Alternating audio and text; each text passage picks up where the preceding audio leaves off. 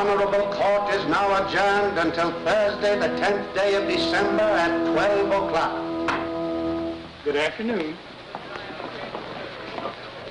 The front two and the spare are all right, but the left rear one is causing me great anxiety. Switched mine. If I don't get another year out of them, I shall be very disappointed. You know, that grandson of mine is a most unusual infant.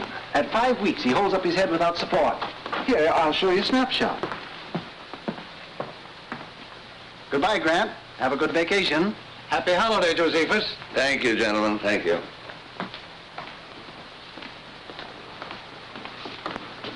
Mr. Justice?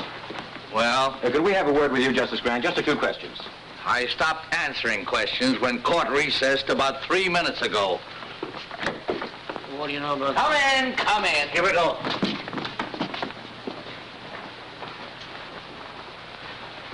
Well, gentlemen. Justice Grant, we understand you declined to preside at the Danville investigation. There's some speculation as to your reasons. Well, there needn't be. I've had a long, hard year. I'm tired. I'm going hunting. Miss Gilbert, would you put this in my bag, please? The Gazette referred to you last week as a terrible-tempered Justice Grant. How do you feel about that? I'm flattered. And this too, Miss Gilbert. where are you going for your hunting? Well, there are plenty of ducks and no reporters. Oh. When are you leaving? A moment after you do. Good day, sir.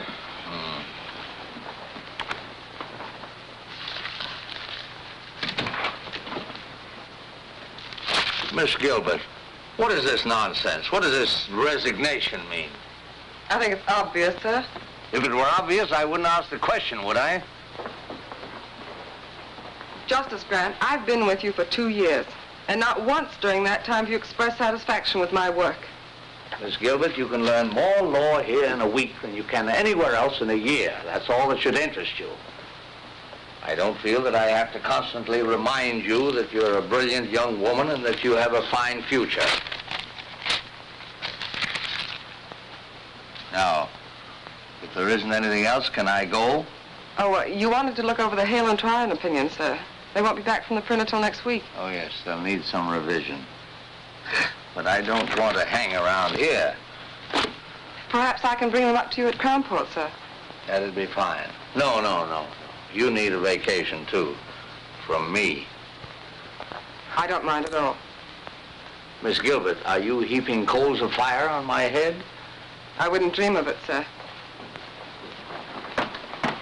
Oh, I'll wire you before I come. Thank you. And Miss Gilbert, Yes, sir. no one must know where I'm going. No one.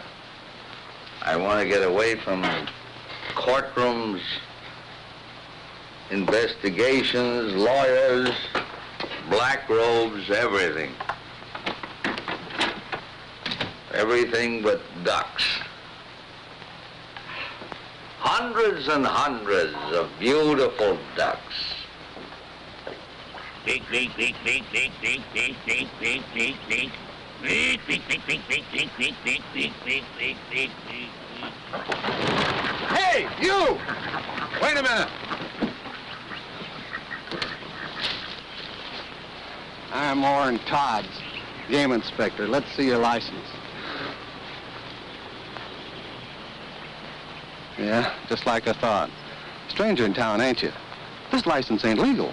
Well, I just bought it yesterday at the state capitol. Yeah, I know, mister, but this is Crown Port, and you gotta have a Crown Port stamp on there. Well, I didn't know that. I'll get one tomorrow. Yeah, but it ain't gonna do you any good today. You know, I could haul you into court and let the judge slap a fine on you. But to save wear and tear on my tires, suppose I sell you one right here. It only cost you $5.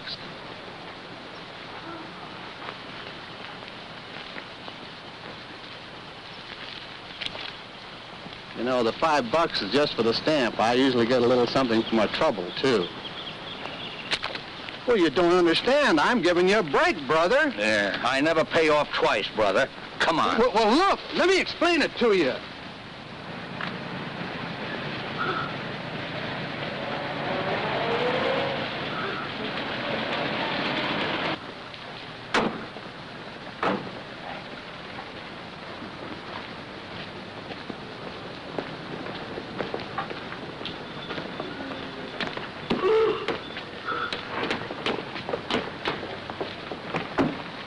Your Honor, it's not as though my client were trying to evade his financial obligations. Tom Cooney has been a member of this community for many years. And in all that time, his honesty and his responsibility has never been questioned. Now, he intends to make good the payments on these plows, but he's been sick, unable to work. Now, if the court could just grant him an extension... The law doesn't recognize good intentions. I shouldn't have to remind you of that, Mr. Adams. You're supposed to be a lawyer. But, Your Honor, am I not justified in asking the court's indulgence in this case? If you take Tom Cooney's farm tools away from him, you take away his only means of earning a living. Mr. Adams, this is a court of law, not an employment agency. Tom Cooney signed an agreement with Vincent Blackston of the Crown Port Auto and Supply Company. This agreement stated if he missed a payment on those plows, Mr. Blackston could take them back. Is that right, Mr. Cooney? Well, yes, Your Honor, but... All right, Counselor. Judgment against Thomas Cooney. But it was just one payment. If you'd give me a chance to... I don't care whether you say it's fair or not. It ain't. Get him out of here. Come on, Tom. This isn't going to help. I know it ain't going to help. Nothing's going to help in a town like this. Officer. Come on. Let's go for me. Come on. Looks like you just lost yourself another vote, fella. Come on. Oh, it ain't right. I know it ain't right. Crown Port versus Joe Grant. Step up, Joe Grant.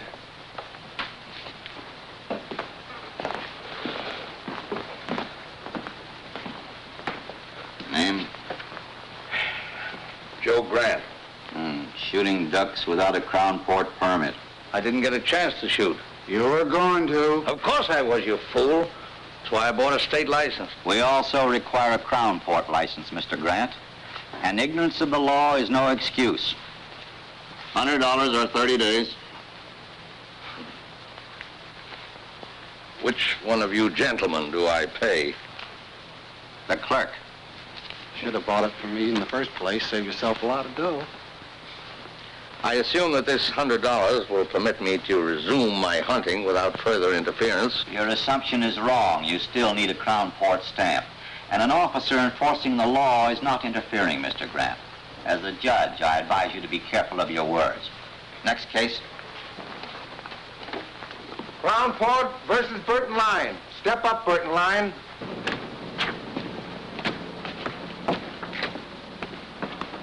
Hi, Tom.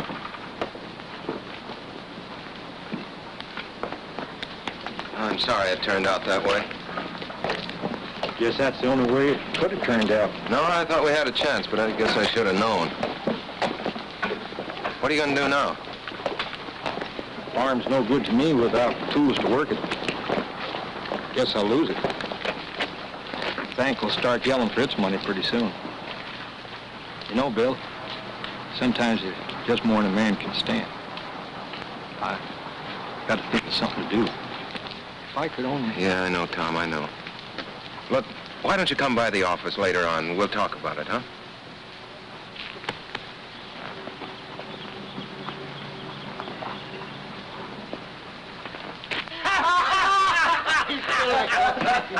Hello, boys. Yeah.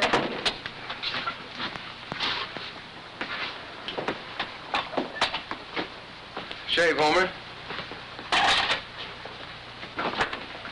I hear poor Tom Cooney lost his case. Yeah.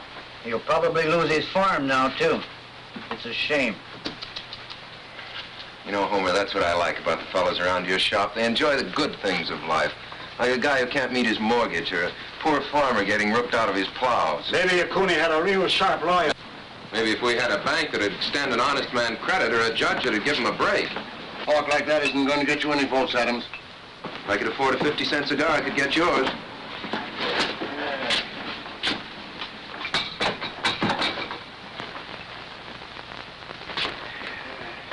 Just the shave. Sure, mister. Stranger in town? Yeah. Aiming to stay long?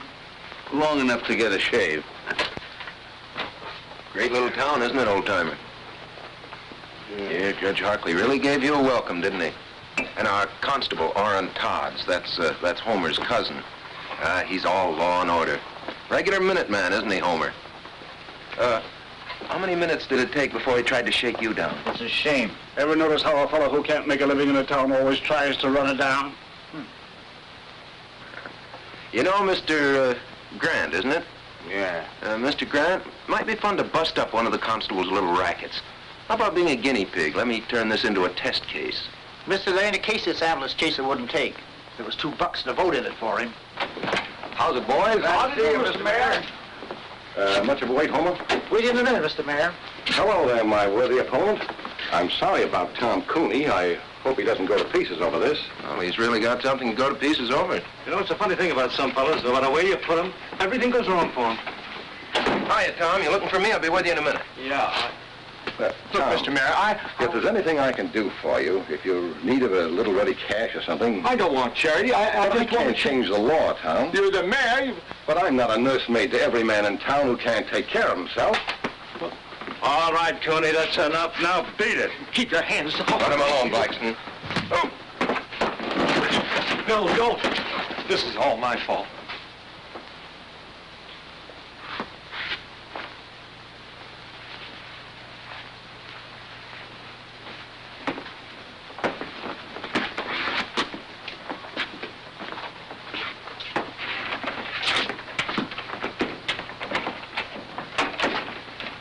I wish you hadn't had to do that, Benny. He's had it coming to him for a long time. That boy is turning into an awful radical. You could tell that by the speech he made accepting the nomination. Well, that kind of talk is never going to make a mayor a crown port. That's too bad. Nothing I'd like better than to see some bright young fella come along who could take my place. But Bill Adams... Take a man to fill your shoes, Mr. Mayor.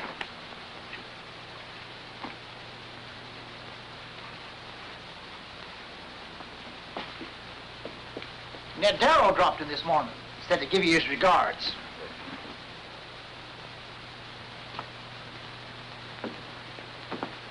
What's my bill? Just a shave? Yeah.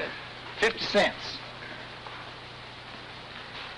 Hey, mister, I said 50 cents, not a quarter. Guess you made a mistake, friend.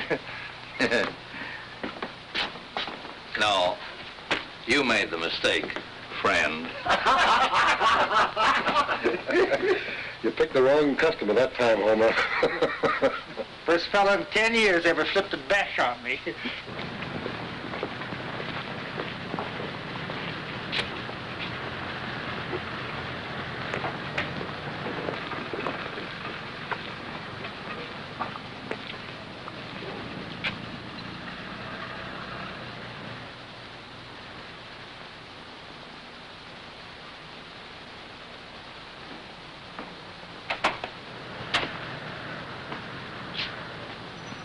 Come on in, old-timer. Thank you.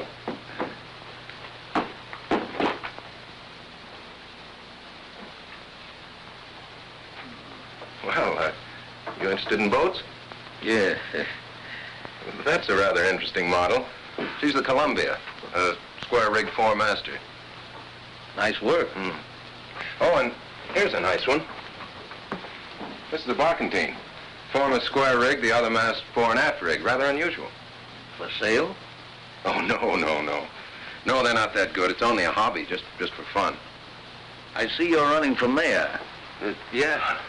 Sort of a hobby, too, just for fun? No, not quite. Mayor Coniston, you saw him in the barber shop. Oh, he and his boys have been running this town for a long time. Make it pretty tough for anybody who comes up against them. Yes, I gathered as much. Well, a lot of people have been getting tired of it.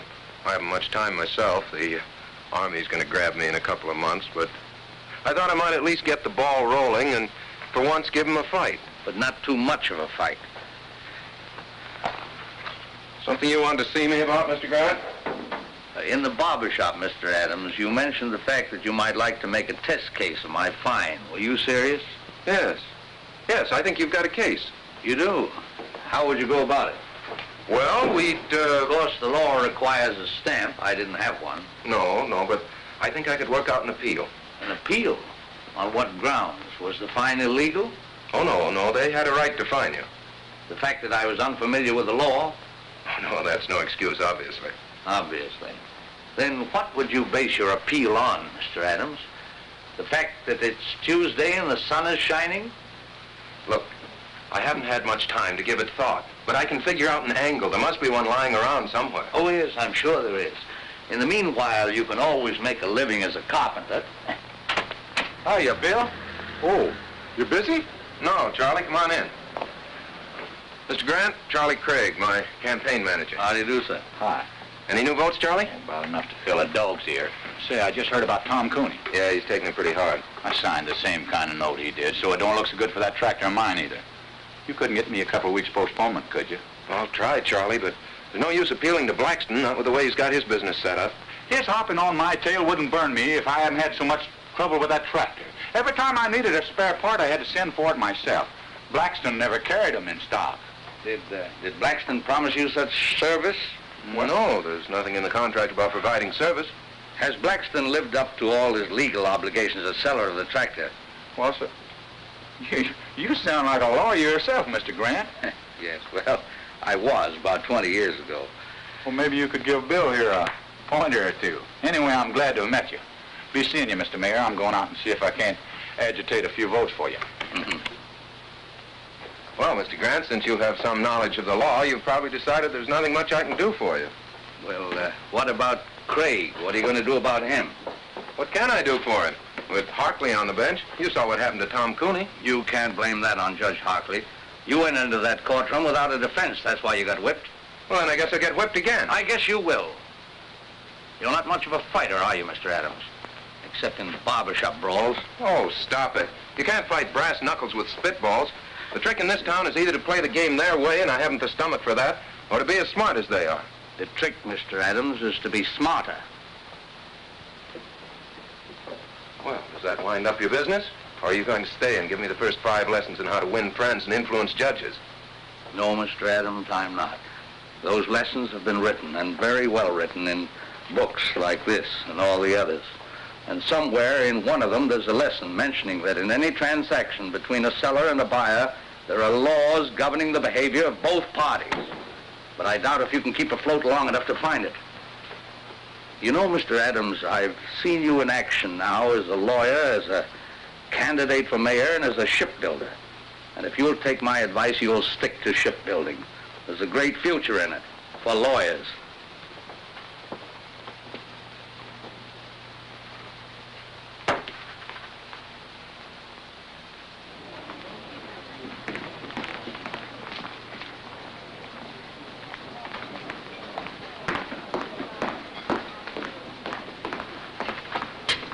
Excuse me, sir, for breaking in like this, but I think I found it. Yes, that covers it. You said you hadn't practiced law for 20 years. Imagine remembering a thing like that. Have you had dinner, Mr. Adams? No, thanks, not hungry. I think this will cover it. It should work, but I've been battered down by those guys so often, I guess I haven't too much confidence. How long have you lived in Crownport, Mr. Adams? 28 years with time out for college and law school. Mm-hmm. Never established residence in any other state? No. You're sure of that? Well, of course. Well, we went to Mexico for a few months when I was 7, but... Did you file an income tax return for 1939 and 40? Well, sure. I didn't pay anything in 1940. I didn't earn enough, but I filed a return. And your figures were honest, correct, and would bear investigation? What? Why, of course they were. No, you're getting nervous, Mr. Adams. I'm not nervous. I'm merely trying... Yes, you are. You're flustered. You're raising your voice. Well, why shouldn't I raise my voice? You've as good as accused me of falsifying my income tax. I've accused you of nothing, Mr. Adams. Now, look, I don't know what you have on there, but I want to tell you that... Take a look.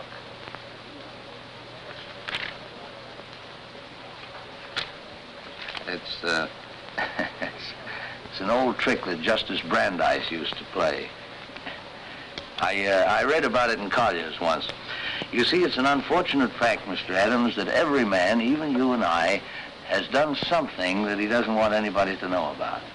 Now, if you can make him think that you're holding in your hand the skeleton in his closet... You've got him. Well, let's say at least you've got him squirming, nervous, worried, as you were. But if that man happens to have a really guilty conscience...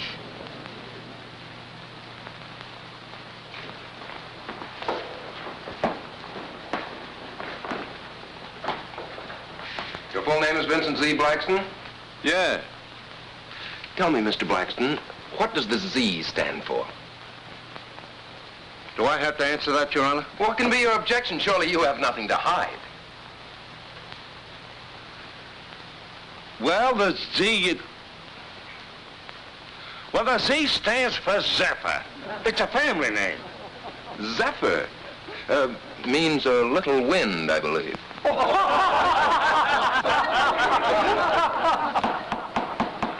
Quiet. Mr. Blackston, you're the owner and manager of the Crownport Auto and Supply Company? Yes. The sole owner? Well, sure, of course. No silent partners? No. Well, of course, there are people. Oh, then you're not the sole owner. I didn't say that. I just It said... sounds very strange to me, Mr. Blackston. You don't know whether you own your own business or not. I object. That question is irrelevant, immaterial, and calculated to confuse the witness. Objection sustained. Counselor will restrict himself to the facts bearing on this case. Mr. Blackston, your company sells most of the used cars and tractors in this town. Almost a monopoly, isn't it? I do the most business because I sell my stock at the lowest prices. That's not monopoly. That's the American way of life. Tell me, Mr. Blackston, carry spare parts for your customers? Sure. Do you have in stock at this moment piston rings for the 1938 tractors you sold in this town? Well, Mr. Blackston? Well, no, I don't. Oh, then you don't carry all the spare parts your customers might need. Well, I can always get them if they need them. Yes, but sometimes your customers have to wait. Sure, it takes 2 weeks. If I ain't got them, how can they have them?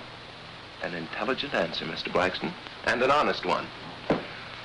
One which will require the court to enter judgment against you in this case. Will Counselor explain that statement? Certainly, Your Honor. Motor Vehicle Laws, 1919, Chapter 174, Section 52. The sale of any automobile or any other automotive vehicle is void unless the dealer carries in stock at all times and on demand parts that may be needed to repair the particular make of vehicle. Will you let me see that reference?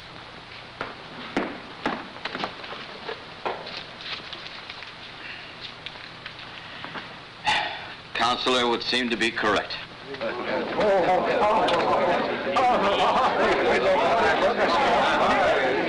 You put it over, Bill.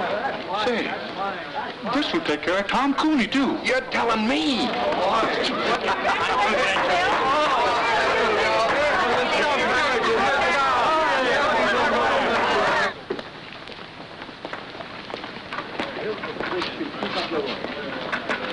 Mr. Grant. I thought you were going hunting. Well, all the ducks are inside today. I see you winged a couple yourself. Oh, of course, it's nothing really big.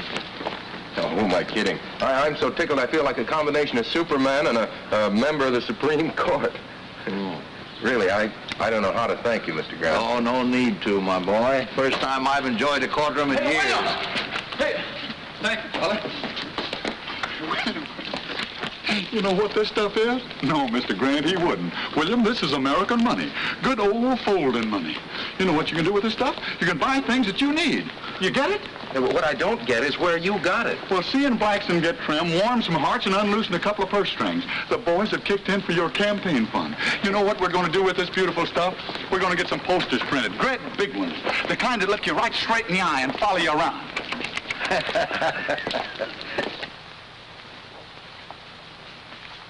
Why get frightened? So Adams does win one rotten little case. Do you know what that case cost me? You can afford it. If it had happened to your hotel, Roscoe, you'd scream like a stuck pig. Stop it.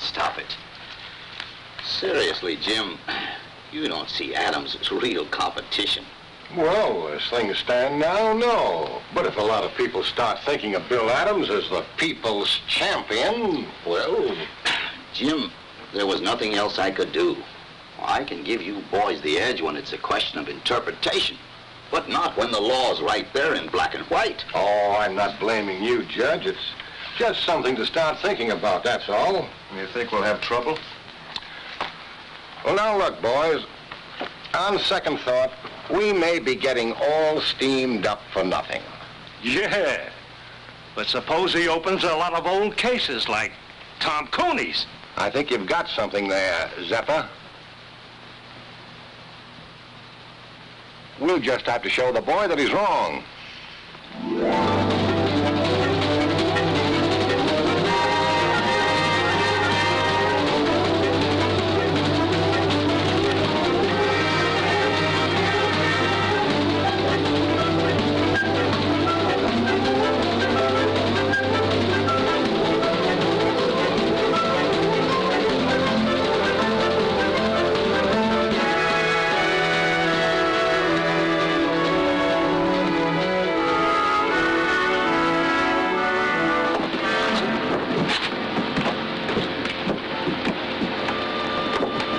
Miss Gilbert?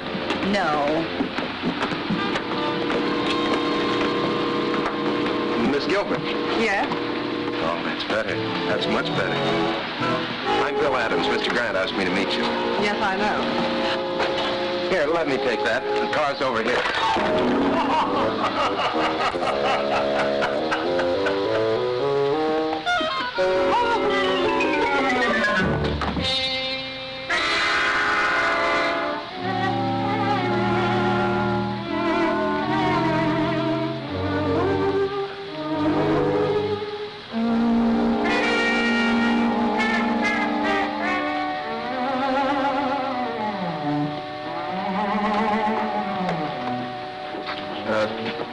Do you think we should try to scoop some of that up?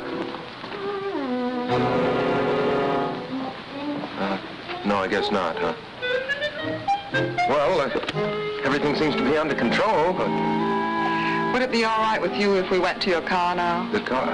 Oh, no. No, yes. Right here.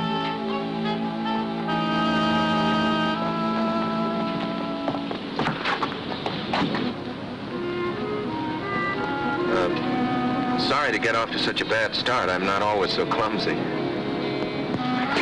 Oh, my hat! Oh, don't worry. We'll get it.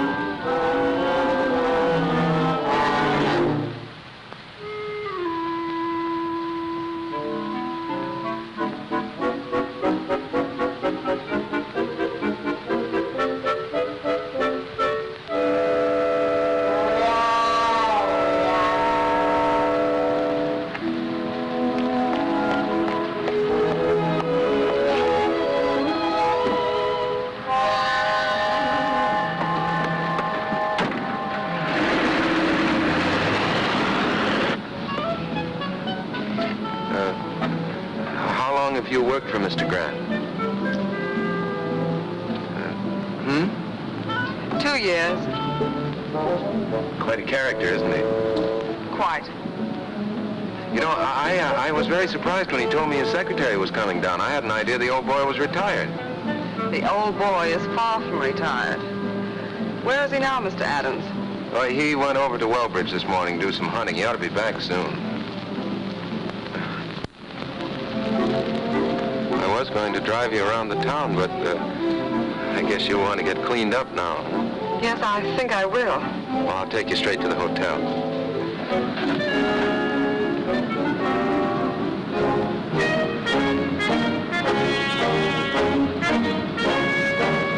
You are running for mayor? Mm-hmm. Surprised? That's putting it very mildly, Mr. Adams. Well, make the most of it, lady, because that's likely to be the only surprise you'll get in this town.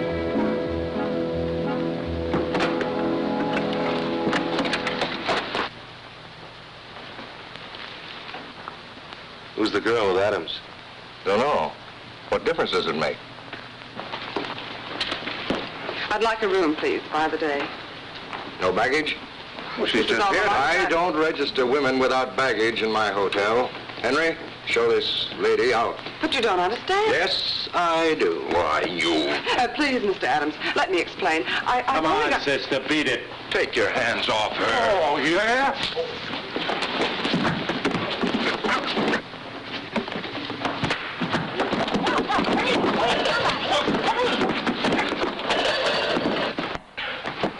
Nice work, pal.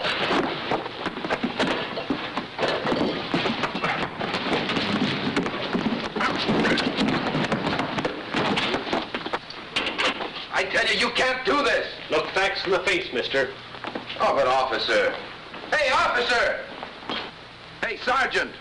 Sergeant, I want to use that phone. Will you please keep quiet, Your Honor? Just trying to get us out of here, you know. Why didn't you think of that before you got us in? Look, I'm very sorry this happened, but it isn't my fault. I suppose I started the fight. You sure did all right once it got going. Oh, what a gal.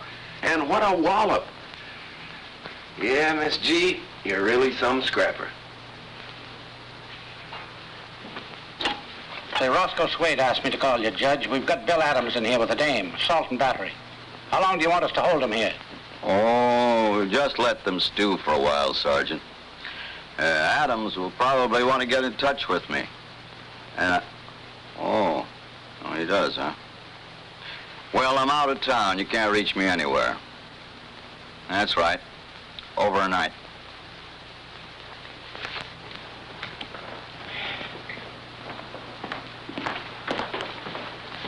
Will you have the chef prepare a couple of these for tomorrow night's dinner? And I'll have my key, please. Yes, sir. What room did you put Miss Gilbert in? Gilbert? Gilbert. There's no Miss Gilbert registered. Well, that's strange. Anything wrong, Mr. Grant? Well, yes, I was expecting my secretary today. Mr. Adams was to have met her. Your secretary? Yeah.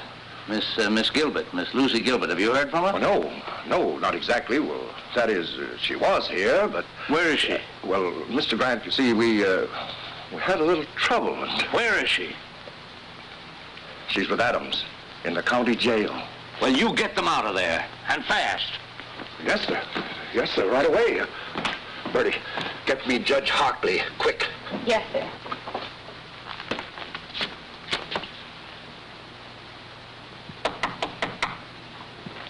Come in. Good evening, Mr. Grant. Well, good evening, Miss Gilbert. I'm sorry I couldn't meet you at the station. So am I, sir. However, Mr. Adams seems to have made your introduction to Crownport quite spectacular. Well, if it amuses you both, of course it was quite worthwhile. I'm sorry. Sit down, Miss Gilbert. You seem tired. What happened? Well, when I said the boys were playing with brass knuckles, I wasn't kidding. Look, I win a case from Blackston. That makes a good impression around town. So I walk into Swade's hotel. Roscoe says something, provokes a fight, and I land in jail. That's the way Crownport's run, Mr. Grant. I hope the fact that Miss Gilbert was involved won't upset you. The fact that Miss Gilbert was involved upsets me a great deal. It strikes me that Swade, Carlson and company are just been a little too high-handed. Well, you can't fight the city hall, sir. As candidate for mayor, that's what you're doing, isn't it? Well, I suppose I am, but the boys are starting to play rough. Well, of course, if they play too rough, you can always go back to your shipbuilding. Yes, I guess I could. But right now, I'm going to go home and get some sleep. Miss Gilbert and I have a date in court tomorrow. Good night, Miss Gilbert. Don't hold me against Crownport. Right, sir.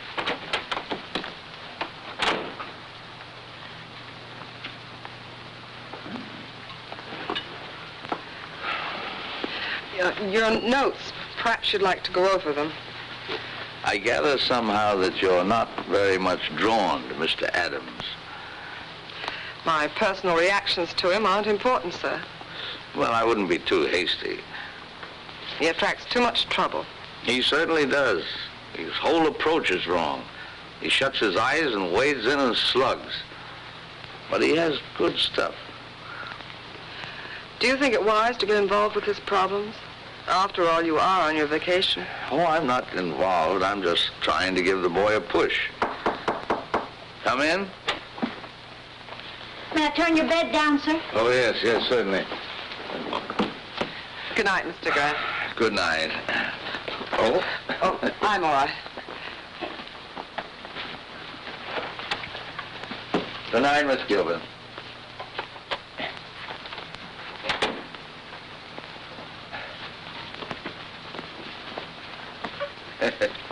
Kind of skimpy, isn't it?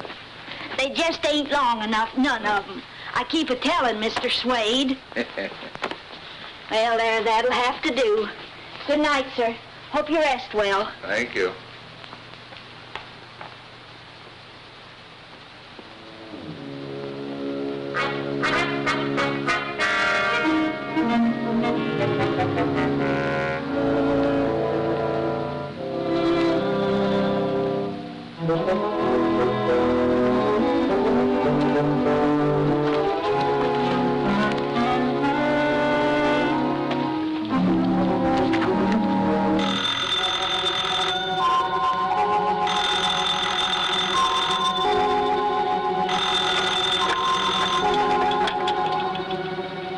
Wrong number. Mr. Adams, wake up. This is Mr. Grant. What? Wait a minute. Yeah? You want me to what? I said get into your clothes, get 2 yardsticks. Yardsticks. Come right over here and register for the night at the hotel. I'll tell you all about it when you get here, but get here. Right.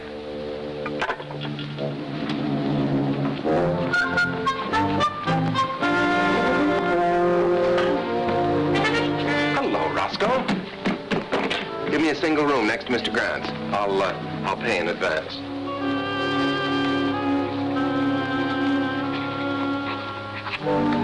$413. What's the matter, Roscoe? You don't seem at all happy to see me. I brought my luggage, too.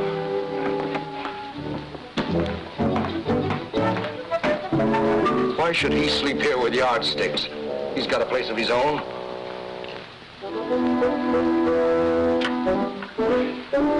Hello. Get me Miss Gilbert's room, please. Where do we start? Why should he want to talk to her in the middle of the night? I don't know, but... It's Grant. Yes, Mr. Grant. Yes, sir. Right away. He wants a bellboy right away. He wants to send something to Miss Gilbert's room. They're up to something. I know they are. Henry.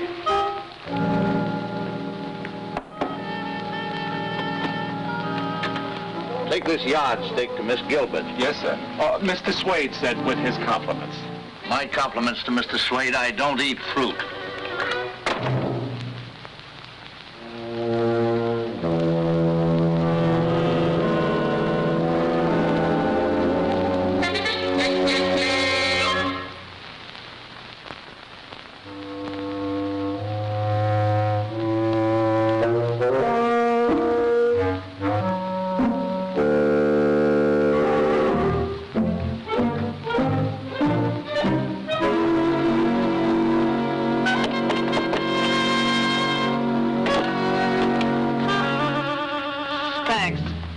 Wait a minute, miss.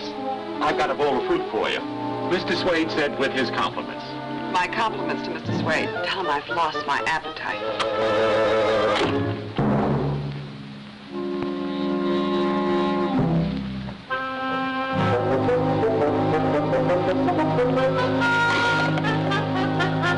I couldn't see nothing. They blacked out the rooms. Number, please. Now she's calling Grant. Yes, Miss Gilbert? 7.5.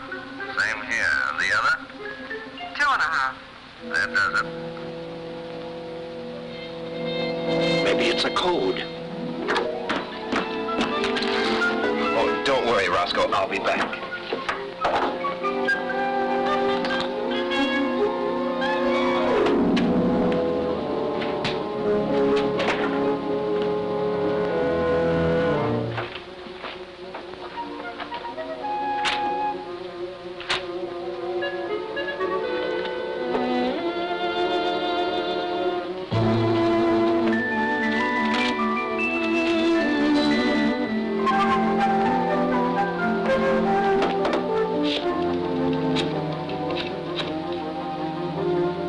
Sway's hotel? Give me Mr. Grant's room.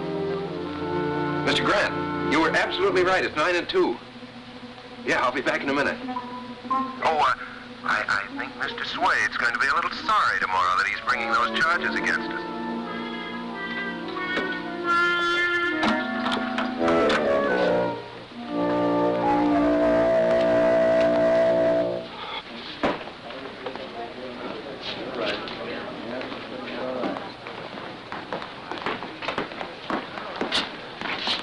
Good afternoon, Miss Gilbert. Mr. Grant, you're looking very beautiful, Miss Gilbert. Really?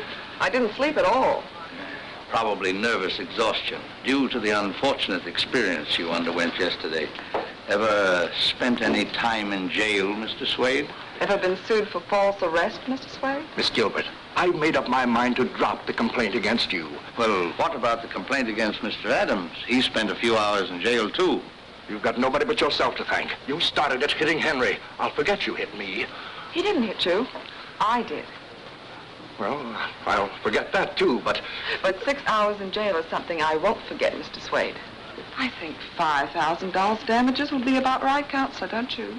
Well, I had thought of 10, but... No, I think 5 is enough. Oh, don't worry, Mr. Swade. I'll see that the money goes to a good cause. I'll invest it in war bonds.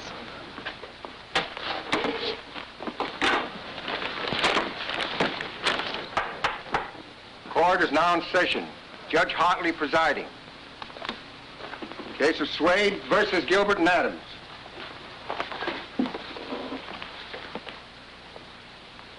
Judge, I move you throw my complaint out. The complaint against Miss Gilbert? Yes. Adams, too. We settled it by ourselves. Both of them, huh? Yeah. Wow. Case of Swade versus Gilbert and Adams, dismissed. You can thank Miss Gilbert for getting you off so easy. Thank you, Lucy. Oh, Roscoe. Just a minute, Roscoe. We're not quite through yet. Joe, serve the papers on Mr. Swade. Roscoe Swade? What are you talking about?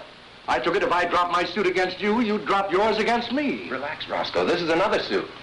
Your Honor, I find that in the management of his hotel, Mr. Swade is in violation of several important laws. Oh, what are the charges? I brought the evidence with me, Your Honor.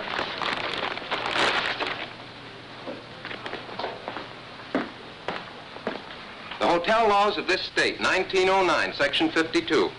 All sheets provided in all hotels, hostelries, inns, or lodging houses shall be a minimum of 9 feet in length. 7.5 feet, Your Honor. All pillowcases shall be a minimum of 3 feet. 2.5 feet, Your Honor.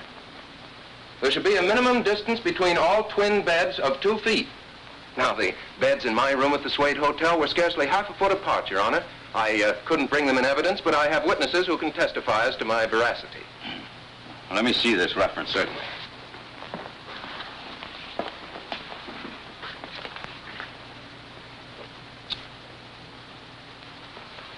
You'll be sorry for this. You wait and see. Will the court warn the defendant that threats and intimidation are punishable by law?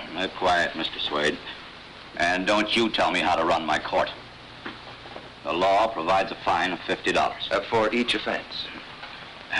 Are you prepared to face these charges at the present time? Yes. You plead guilty? Yes. And pay the clerk. Nice work, Counselor. Congratulations. Thank you.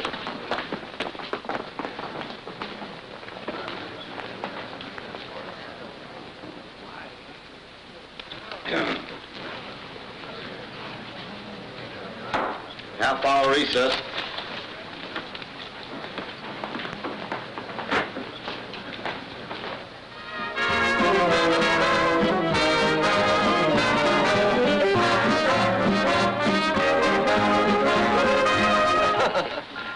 Well, this couldn't by any chance be a little gift from Mr. Swade. I thought we might end our celebration in style. What vintage is that, miss? California, 1938. Here, I'll do it, miss. tell I'm an amateur, the bottle resents me. Well, it's popped anyway. You.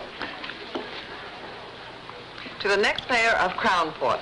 Yes, who's learned to use his head and his law books. Well, to my routing section. I think you're on the right track, Counselor. You keep the Connisons busy on the little things, and they won't have time for the bigger ones. Neither will I. Well, I think I'd like to do a little hunting in the morning, if you can keep your life fairly quiet for one day. Well, I'll try. Lucy might keep an eye on me. That'd help. I'll be responsible for him, sir. Starting with breakfast. Well, I think Lucy would probably like some more coffee. Yes, I would. It'll just keep you awake. Well, good night. Good night. Good night, sir.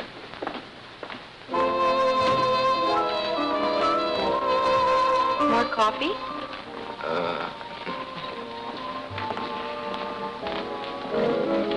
I suppose you're a wonderful dancer. Fair. I'm awful. Good. That'll make me feel superior. May I have this down, Mr. Adams? Charmed. Hey, I'm not so bad, am I? You're fine. I guess the trouble was I just never liked to dance before. Neither did I. You know, Lucy, Crownport's not such a bad little town.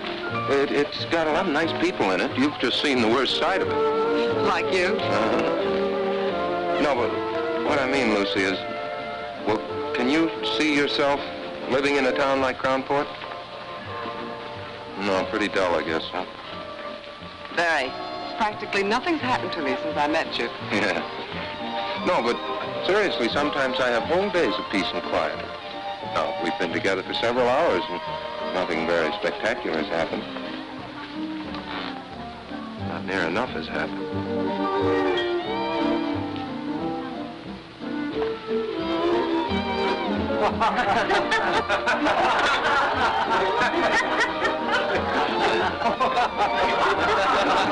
Let's get out of here. Sorry. Sometimes we have whole days of peace and quiet. Good night, Mr. Adams. Oh, that date for breakfast still stands. Good night, Bill.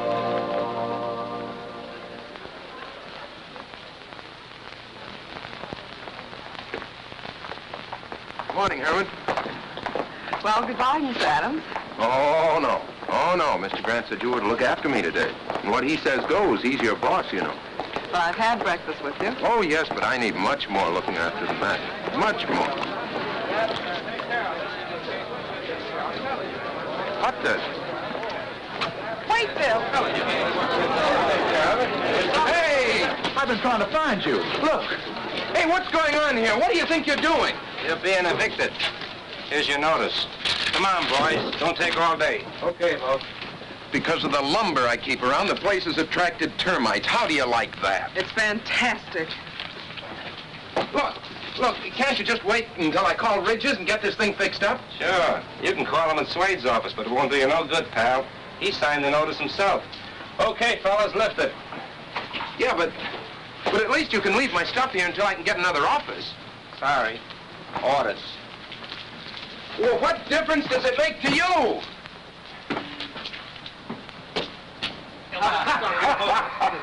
Oh, boy. Where's your telephone? Over there. Thanks.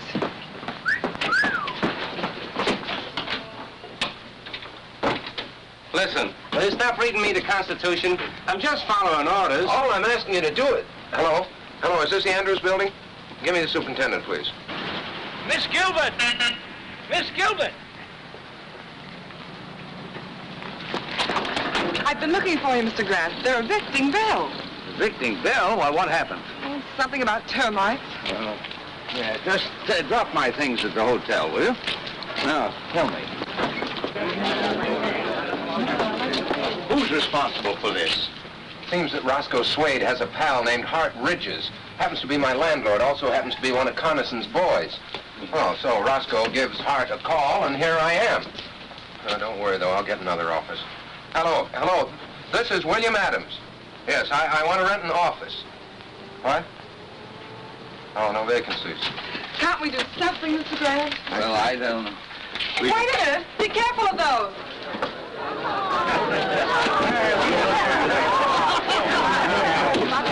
No vacancies at all, huh? I see. Not an office in town, not even a loft. Oh, those boys think of everything. Carlson? Are you sure? Who else? It's too clever for anybody else. Let me stay there with you. Who's Bill Adams? Do you mean Mayor Adams? I'm Bill Adams. What do you want? Electric company. Got orders to discontinue service. Efficient, aren't they? You'll find the box in the back. Okay, thanks. What's the matter, Mr. Mayor? Can't you pay your bills? You shut your mouth. I'll shut it for you. Oh, no, Tom, no. That's what they want us to do, so let's not do it. Why not use my sitting room as temporary headquarters? Oh, well, that's awfully nice of you, Mr. Grant, but I couldn't do... Why not, Bill? You're not going to let them put you out of business, are you?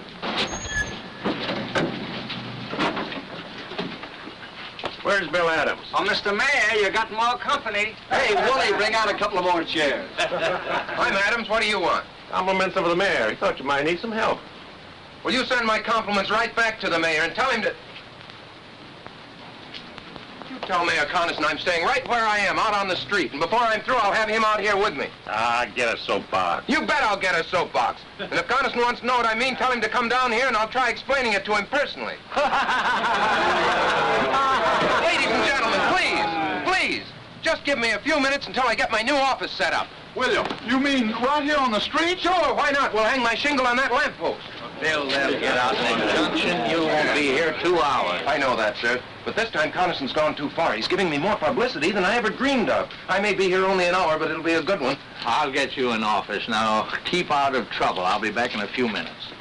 Oh, now, is this about right for the desk? Oh, no. I think it should be catty-corner. Okay, lady, you're the boss. Oh, here, let me take those. Watch this. Oh, yeah. Excuse me.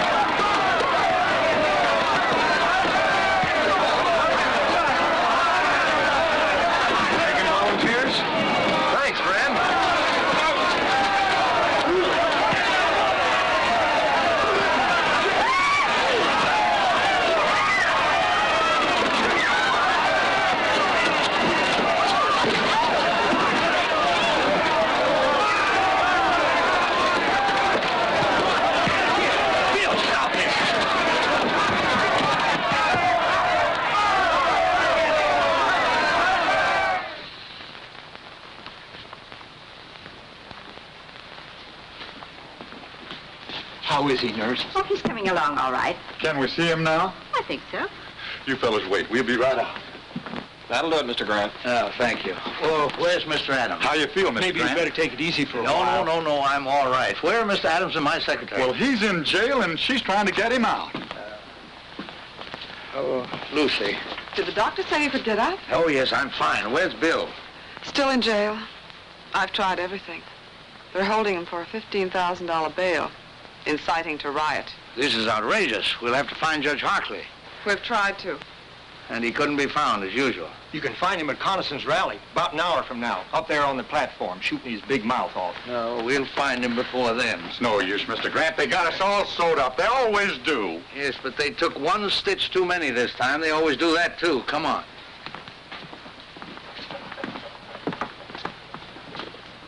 Do you think you should? I've got to get the boy out of jail. I'm glad you feel that way, sir. Yes, well, let's not keep Judge Hartley waiting, huh?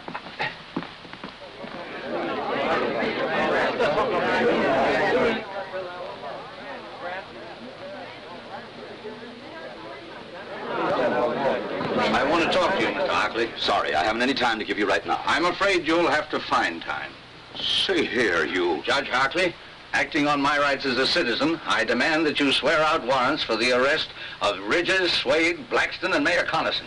You're crazy. On what charges? Conspiracy, abuse of public office, inciting to riot. I suggest that you come to the jail with us now and release Mr. Adams and sign those warrants. We'll need a couple of more warrants, too, for some hoodlums. I have their names. You are crazy. You can't push a way into my house and order me around. Do you realize I can have you arrested for disturbing the peace, all of you? Let's just postpone that, Judge. Ladies and gentlemen, will you excuse us for just a minute?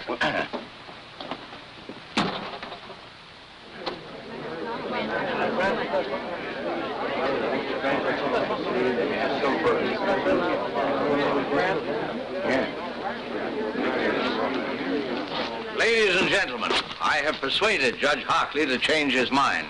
He has kindly consented to release your candidate in time for the rally tonight. Are you going to tell Bill how you got him out? No, that's not necessary. What's the deal, Mr. Grant? You know something about him? No, on the contrary, he knows something about me.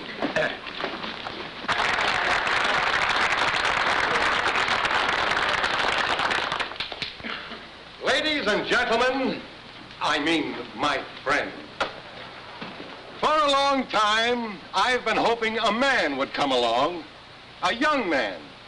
Because like I always say, the future of our great country belongs to the young folks who could take over and give us old folks a chance to sit back and take things easy. Well, this year I said to myself, Jim, maybe this Bill Adams is the fella. But he dashed my hopes and prayers to the ground. I saw that he's not the man we've been waiting for. That he's nothing but an agitator, a troublemaker, stirring up neighbors against each other. He said he'd be here tonight. I wish he was. I hoped that when I got up to talk, he'd be here on the platform with me to debate with me the issues so close to our hearts.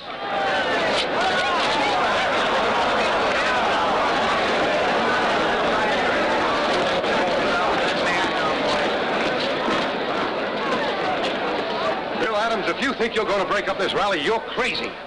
Did you let him out? Mr. Mayor, well, Chief Perkins here, he's got a warrant for your arrest. And for the arrest of Blackston, Ridges, and Swade. Take your hands off me. Jim, I couldn't help it. Honestly, you just better come along. Attention, please. Quiet, quiet, everybody. My friends, I never thought he'd dare do this. But you can see for yourselves now to what lengths this radical will go to sabotage a peaceful meeting of the people. But I'm calling his bluff. I'm going to make him bring out the witnesses to prove this. As mayor of this town, I got a right to call a special hearing, and I do. So the issues will be clear when you go to the polls to vote tomorrow. You'll be sorry you ever started this.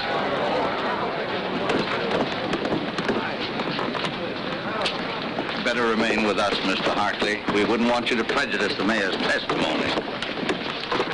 Any place there, folks. All right, find a seat and sit down. Sit down. That Adams bird's just bluffing. He ain't got a thing on the mayor. No? Find a seat and sit down.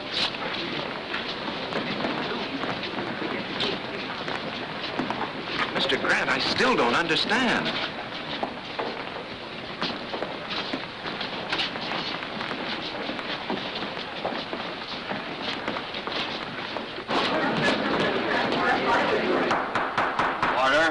Order. This hearing will come to order.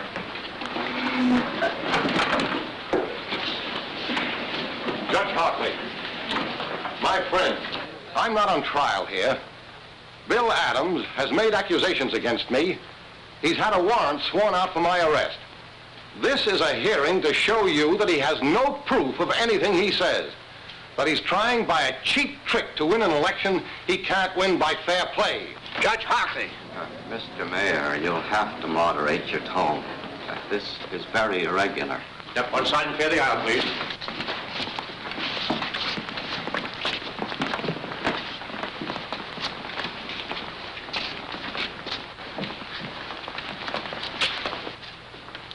Mr. Carlson, it's true that you are not formally on trial here. You asked for this hearing. You demanded by what right we had you arrested. We're here to tell you and to accuse you of conspiring against men who honestly oppose you, of inciting a riot with reckless disregard for human safety, of abusing the office to which you have been elected by the people of this town. And these accusations we are prepared to prove. I hate to see the old boy get himself involved like this. Don't worry about the old boy now, darling. Mr. Mayor, Mr. Grant has obtained confessions from these men. They have told Mr. Grant that acting on your orders, they started the riot this morning in order to make possible Mr. Adams' arrest. They have sworn to these facts. Because of this, Mr. Grant was able to demand a warrant for your arrest. Mr. Grant swore out a warrant for my arrest. A man who doesn't even live in our town. A meddling old fool who does nothing but shoot ducks and start trouble. Jim, don't say that. I'll say anything I please. I demand to know who this man is. Who is this Joe Grant? Jim, do yourself a favor. Don't ask. That's all right, Judge Hockley. Mr. Carlson, it's not Joe Grant. It's John Josephus Grant. Where you from, Grant? Washington, D.C. Jim, please, no more questions. Mr. Grant... Shut up! I'll ask all the questions I please. By what right? And what do you do, Mr. Grant? Mr. Carlson, I am a judge, an Associate Justice of the Supreme Court of the United States.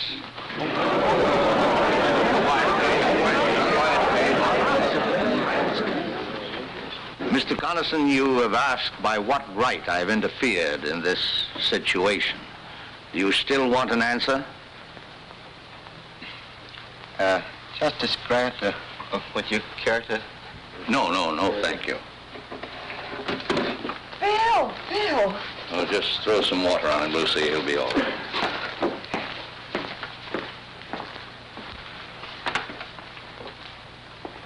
Your Honor, Mayor Carlson, it's only right that you should know why I, a stranger, have become involved in your affairs.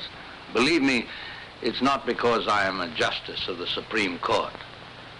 It's because, like all of you here, I am a citizen of this country.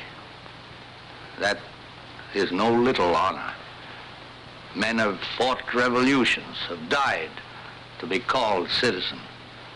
And as citizens, we carry a burning responsibility. It means that when we elect men to public office, we cannot do it as lightly as we flip a coin. It means that after we've elected them, we can't sit back and say, our job is done. What they do now doesn't concern us. That philosophy of indifference is what the enemies of decent government want. If we allow them to have their way to grow strong and vicious, then the heroic struggle which welded thousands of lovely towns like this into a great nation means nothing. Then we're not citizens, we're traitors. The great liberties by which we live have been bought with blood. The kind of government we get is the kind of government we want. Government of the people, by the people, and for the people can mean any kind of government. It's our duty to make it mean only one kind, uncorrupted, free, united. I believe, Mayor Carlson, that I've answered your question.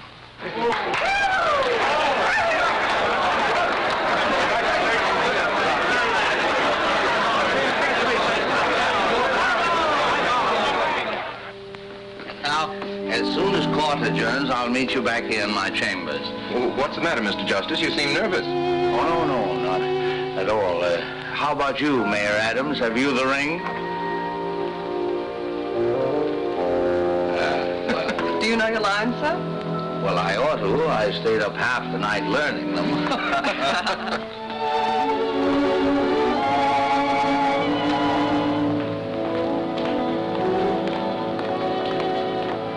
there, Grant. Oh, I'm glad to see you. thank you. You're looking fine, Josephus. How was the hunting? Oh, best I ever had. Good morning, Your Honor.